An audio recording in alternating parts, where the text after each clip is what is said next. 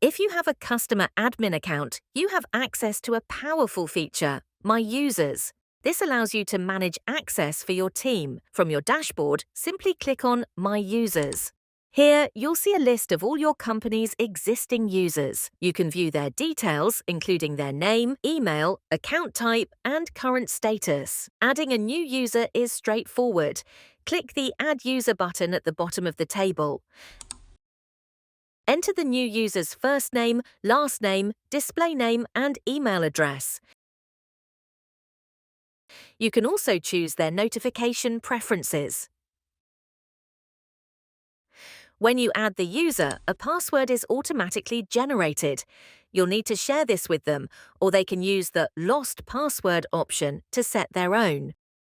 To update an existing user's details, click the Edit link next to their name.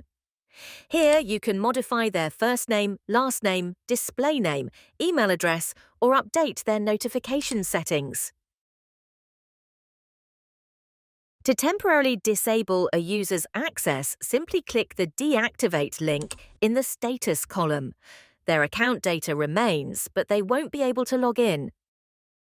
The My Users feature gives you complete control over your company's account access, making it simple to add, edit, or deactivate users as needed.